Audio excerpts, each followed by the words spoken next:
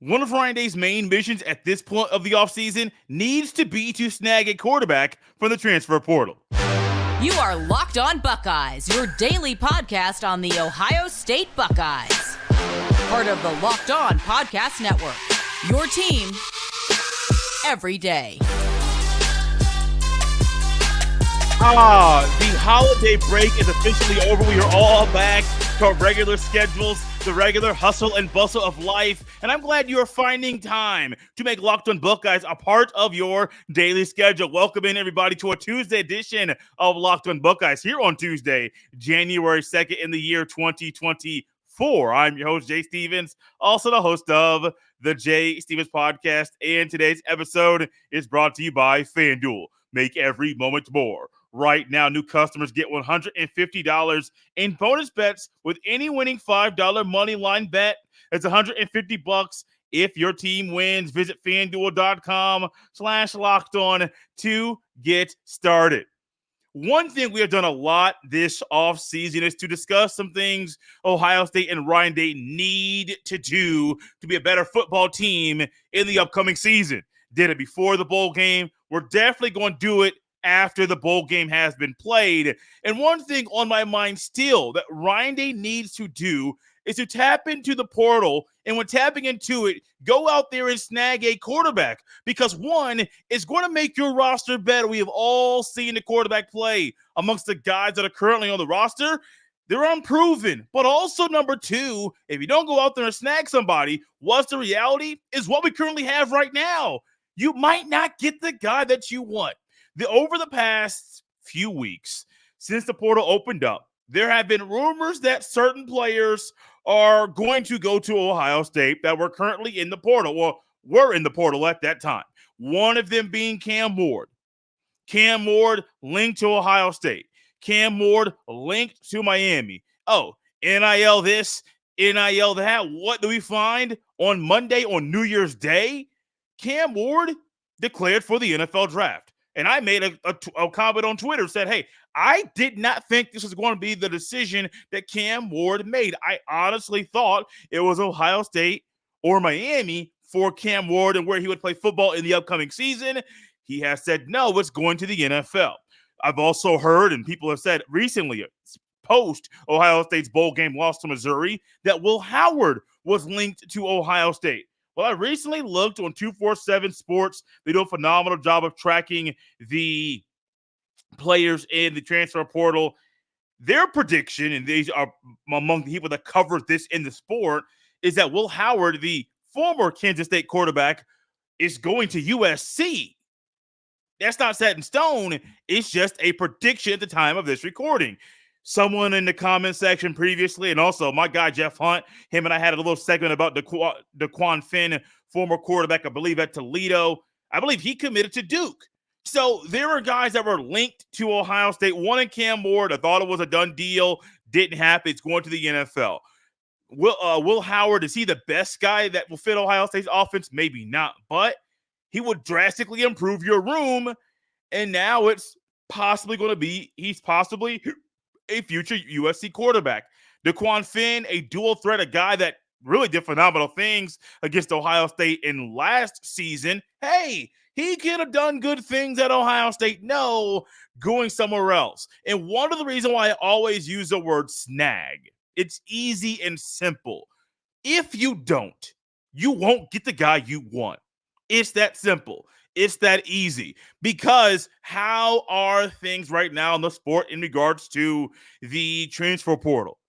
Buddy, it's happening so fast. If you don't work quick, fast, and in a hurry, you might get a guy that you might not think will be a starter on your team, but someone that will be a depth piece for you that'll add a little bit of experience, but that experience will never be on the field.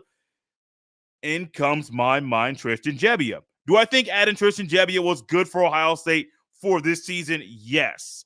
But do I think he knew coming in he would be the backup or maybe even third string quarterback at a time? Yes.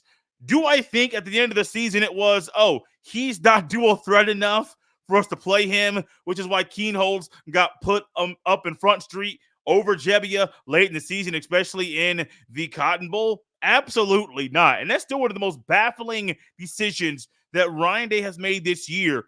You have a guy on your roster in Tristan Jebbia who has played football, has had starts under his belt, had did some okay things as a starter and a football player at Oregon State, and is literally the one quarterback that has the most experience on your roster after Kyle McCord enters the portal. And what do we find?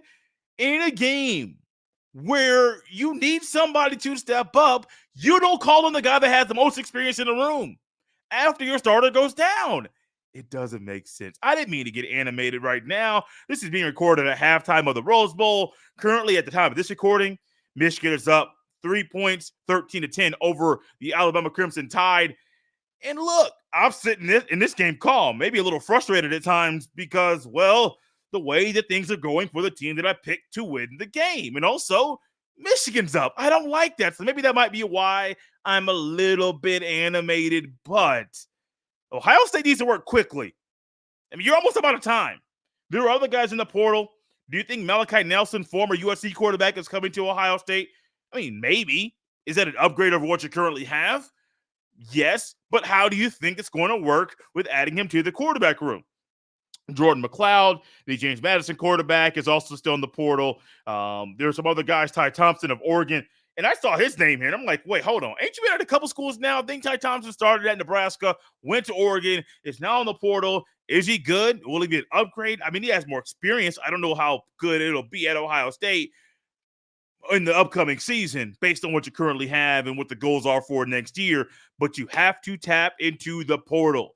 Ryan Day can't waste any time. Corey Dennis can't waste any time. I understand there was a time they canceled a visit for a certain player that was in the portal. Hey, you are not in a situation to be out here saying, oh, we need a left tackle, but we don't want you to come in, so no, we're going to cancel this. I don't know all the behind the scenes. It was just a little odd when it came in front of me, and that news was put on Front Street, really on the front, not Front Street, maybe Front Street of my mind. We can utilize that phrase there. You got to do it. What do you have going into next season at quarterback? Devin Brown, unproven. Lincoln Kienholz, unproven. Aaron Nolan, true freshman, who's going to be in Columbus this month as a summer enrollee, or excuse me, an early enrollee at Ohio State, who will be in spring practice. But what do you have? Another unproven quarterback. Those are your top three quarterbacks right now going into next season. You need to add some more depth, some more experience, and hopefully if you weren't quick enough, you bring in a guy who can start or can compete to start, because I don't believe at all that bringing Tristan Jebbia in was ever for him to start at quarterback at Ohio State. I don't believe that was the move. But with the unproven quarterbacks that you currently have, Devin Brown has had multiple injuries over the past 9 months. I think you can realistically say 9 months has had multiple injuries. Some are, just football. But also, is that a trend that's going to continue to happen? I don't know. I'm not going to say yes. Can't say no. Travion Henderson has had back-to-back years who's had multiple injuries. It's unfortunate. It's not good. But also, you never know what's going to happen. The Buckeyes need to tap into the portal and go out there and snag a quarterback from said portal, because you gotta do something to add more depth and experience to this room. And hopefully, if you work quick enough, you can go out there and bring a guy in who can legitimately compete to be the starting QB1 for Ohio State, starting quarterback for Ohio State in the upcoming season. Ryan Day needs to put an emphasis on the transfer portal in the upcoming season, but he also needs to put an emphasis on something that has been an off-season topic over the past few years on this show. We'll dive into that next on Locked on Buckeyes. This episode is brought to you by our friends at FanDuel Sportsbook. The NFL regular season is wrapping up, but there's still time to get in on the action with FanDuel, America's number one sportsbook. Right now, new customers get $150 in bonus bets guaranteed when you place a $5 bet. It's $150 in bonus bets, win or lose. The app is so easy to use, and there are so many different ways to bet, like live same-game parlays, find bets in the new Explore tab, make a parlay in the Parlay Hub, which is the best way to find popular parlays, and more. If you're looking to put some money on next year's national championship winner, Our friends at FanDuel Sportsbook have the early odds on that. Currently, the odds on betting favorite to win the Natty next year is Georgia, the Alabama at plus 550. Ohio State is now has the third best betting odds to win the Natty next year at plus 700. You have Texas after that, the team up north after that, and then Oregon is the sixth best, has the sixth best betting odds to win the Natty in 2024. Visit FanDuel.com/lockedon and make your first bet a layup. FanDuel, official partner of the NFL. Locked On has launched the first ever national sports 24/7 streaming channel on YouTube. Locked On Sports Today is here for you 24/7, covering the top sports stories of the day with the local experts of Locked On Plus, our national shows covering every league. Go to Locked On Sports Today on YouTube and subscribe to the first ever national sports 24/7 streaming channel found only at the Locked On Podcast Network, your team every day. So the quarterback position is something that Ryan Day knows he must get right.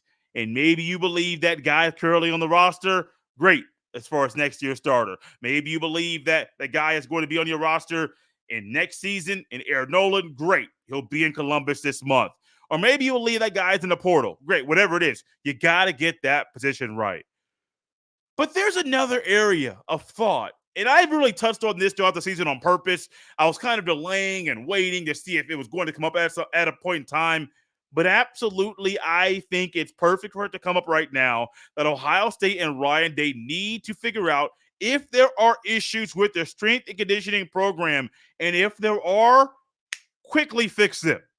Now, this is one where I say, well, I'll first think about why is it an issue over and over and over and over and over and over and over and over and over again? Why are we having the same conversation? Because it seems like with Ohio State, as it's ran under Ryan Day, what do we find? A lot of the same issues. They're issues over and over and over and over. And they're habitual issues on the program. And I'm wondering, is it ever going to change? Is it ever going to stop? Is it ever going to be something that will not be the way that it has been over the past couple of years? I don't know. And I remember last year, after talking to, who was it? Tyvis Powell. We did a post-game show. The Ultimate Cleveland Sports Show did a few Ohio State Buckeye post-game shows after some games last year. And with myself, G. Bush, Mike, and Tyvis Powell, we were all on the show. They are all three voices that are on the Ultimate Cleveland Sports Show that I frequent a few times throughout the football season.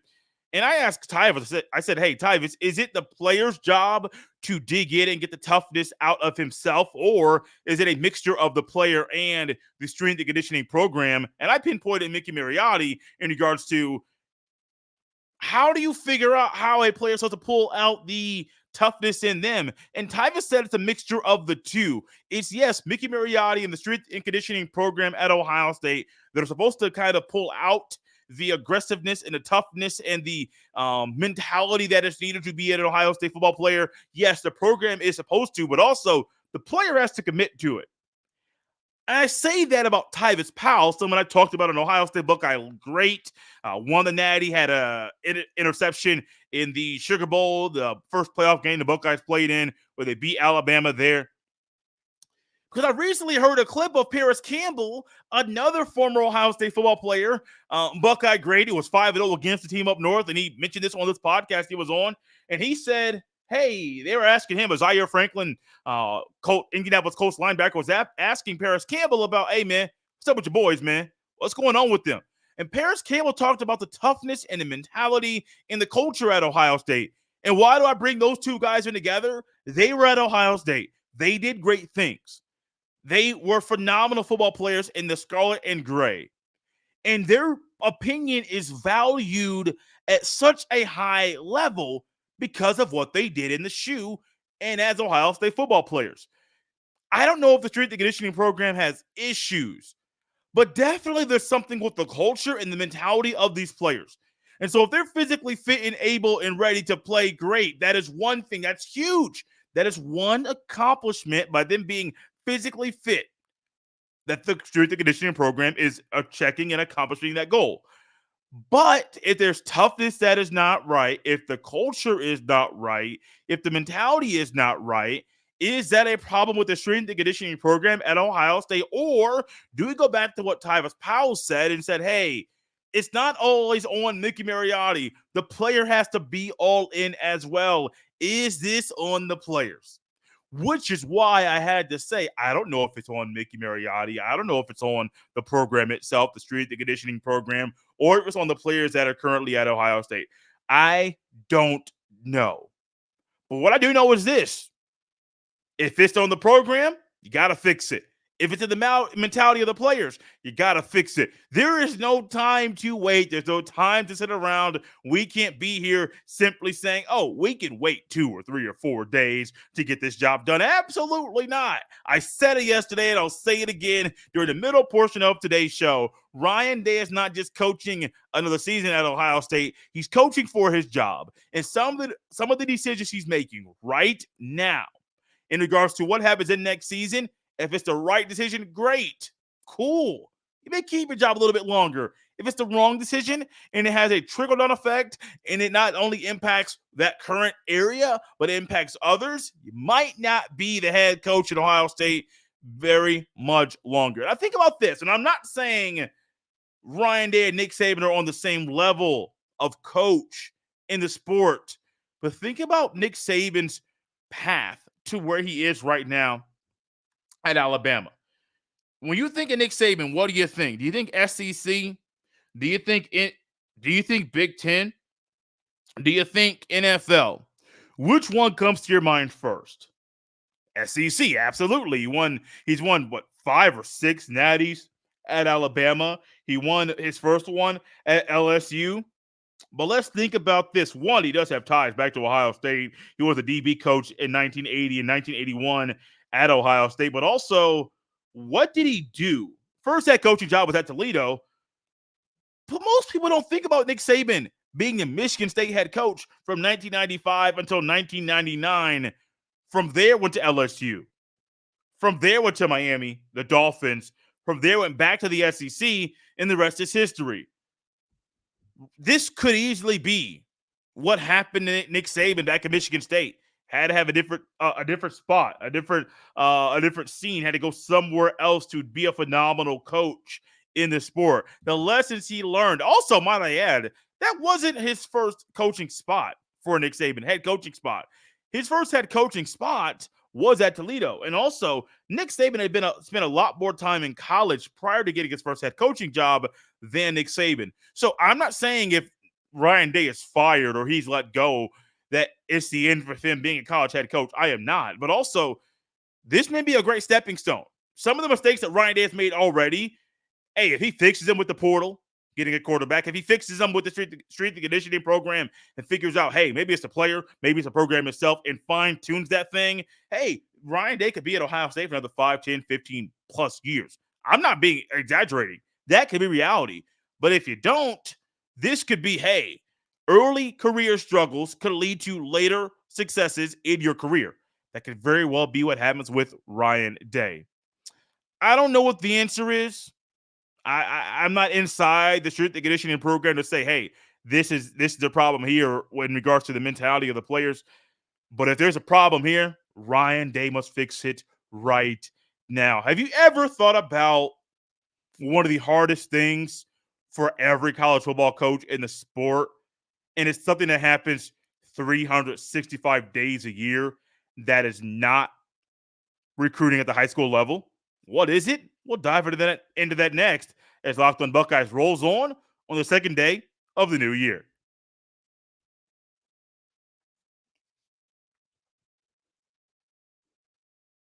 Thank you for making Locked On Buckeyes your first listen or first watch of every single day. College football is one of those sports that is really, really, really difficult to coach. It's hard to coach at any level, and I do a lot of covering of the high school sports and even a little bit more of the covering of the sports at IU Kokomo in regards to all the sports there on campus. But, man, college football is a tough sport to coach. It's a tough sport to be a part of. The profession is very cutthroat, and it's not going to change. It's only going to get worse as the rules change in the sport over the next few years. Really, sometimes they're going to make things easier for the player, which make things harder for the coach.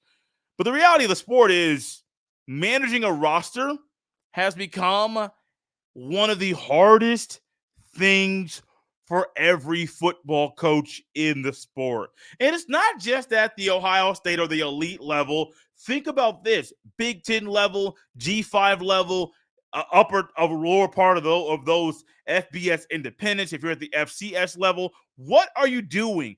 Always trying to tackle and find different ways to properly manage your roster. Remember a couple years ago, maybe a year ago, Ryan Day was in a dinner. I don't know exactly what it was, a booster meet. I don't know exactly what type of forum it was, but Ryan Day said, hey, he's going to need $13 million to keep his current roster intact. Now, he said to keep the roster intact.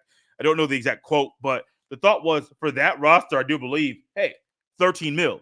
That's a lot of money. But now it's not just the million that a coach needs to keep his roster intact.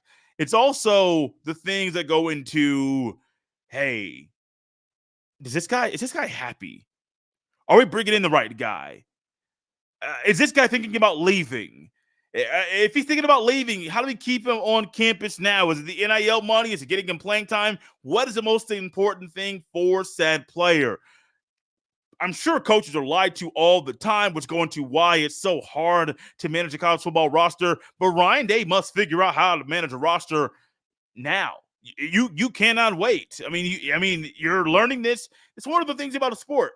If you're the head coach, you have to manage that roster that's in front of you. Now, sometimes it's easy. If you're at the high school level, you already know you're naturally going to get guys coming in and out at a certain level, at a certain rate. Some guys will move out of town, move out of district, out of the townships line. Some guys will stay. Some guys will move inside. So it's going to say, hey, here's how you manage a roster. And because you got guys coming in, it's going to be great for you. That's high school. College, yeah, it used to be you had guys for 4 years, maybe 5. Now, you may get guys for a semester, which makes this sport so much harder to manage. But also, what else do you have to try to manage? The egos. So not only do you have guys that are coming in that, hey, they say 3 or 4 years. We hear it all the time in these commitment videos. At this point in time, I like to announce and tell everybody in the whole world, over the next 3 to 4 years, I'll be taking my talents to this university and the oohs and the ahs. We see players. I got headphones. I'm gonna take these off real quick. I got hats on. You got a hat here, and you say hats over here. And I'm trying to, move stuff around. I try to be a little bit different as far as what players are doing. Player got a hat here. If you're watching on YouTube, player has a hat on this side. If you're on the YouTube, and player picks his hat up on the. Oh no, that ain't it. Got this hat over here. Oh yeah. We're doing it. And he puts that hat on. Everybody's happy. And people are like, why are you picking up the first one? Why aren't you picking up the other one? And it's just like, hey, this is what is going on. Players, they say 3 to 4 years. They pick up one hat. No. Pick up this hat. No. Pick up this hat. No. Pick up that hat. No. And it's like, wait, what is this? Just make your decision. But sometimes players want to make things about themselves. Sometimes players want to make things about money. Sometimes players want to make things about playing with their friends. Sometimes players want to make things about things for their family. Whatever it may be. That is great. But over the course of time, just like adults do, players change their minds. And they may change their minds at the drop of a hat. As quickly as I'm snapping the fingers right now, and I hope you're able to hear this over the microphone into your speakers, and I hope it's not blaring or busting out the eardrum, because I'm not trying to do it that loud. But as quickly as you hear the snap of my fingers, that's as quickly as sometimes players change their minds in regards to what they want on a football field, on a football team. It happens, which goes into why this is such a hard thing for every college football coach to do every single year. Ryan Day has had a lot of players into the portal over the holiday weekend. This is just between the recording of this show and post-Cotton Bowl. You had Michael Hall Jr. who declared for the NFL draft. It was already thought about that might be the case, but declared for the NFL draft. I believe Jaden McKenzie into the portal. I believe Bryson and Noah Rogers. I believe the same day, different times, they both enter the transfer portal. Jesse Marco, the punter, who just did a phenomenal job in the Cotton Bowl of punting the balls over and over and over. What do we find? He himself entered the portal. So I don't have the exact number as far as portal players for the Buckeyes. I didn't think that was going to come out as clearly as it did. I'm proud of myself there, y'all. I really am. But this number keeps getting bigger. And I understand Ryan Day may need players to hop into the portal to be able to have enough scholarships for the incoming freshmen. Great. And also to bring in guys from the portal. Absolutely. I understand. But also, what do we find? This makes Ryan Day's job a whole lot harder. And I was thinking about this earlier in regards to the Rogers receivers, Noah Rogers, Bryson Rogers. They're not brothers, not twins, and I don't believe they are related. I don't believe so at all. Just happen to be two guys, Rogers, that came to Ohio State to play receiver. Was there a way to get them on the field this year? I mean, possible, but how does it impact the other players and those that are maybe older, that may be on the same playing field or maybe just a little bit better in some areas that you want to put on the field? That's something to think about. Think about this, though. In next season, what would be the projected spot on the roster, on the depth chart? Would it be 1? I don't think so. Would it be 2? Possible, but that's still up in the air. Would it be on the 3rd row as far as your first 2 receivers, your second group of 3 as far as your backups, your third group of 3 as far as would that be where the Rogers boys are going to be? Maybe. Would it be the 4th? Would it be the 5th? And it's 4th or 5th set of 3. All of this goes into why it's so hard to manage a college football roster in this sport. It's only going to get harder. I could easily see next year or sometime in this offseason, unlimited transfers, not having to go to the NCAA to have a waiver to play in that sport, to play in that year, so you don't have to sit out. I could easily see the NC2A saying, nope, no waiver. You can transfer as much as you want to. If you want to leave every single year, so be it. You can do it. You know what I got to say? That would be stupid. A place of higher learning, allowing those who are coming to the university to not only play a sport, but to also be educated, to be able to dictate via where they play the sport. Okay, cool. Great. Good for them. It doesn't make it better for the sport. And also, something I thought about, and I got to hop out of here because we're up out of time. Have graduation rates went down? Wow, it took a little bit of time. Are players still graduating at the same clip as they used to? Do schools still put an emphasis on players graduating?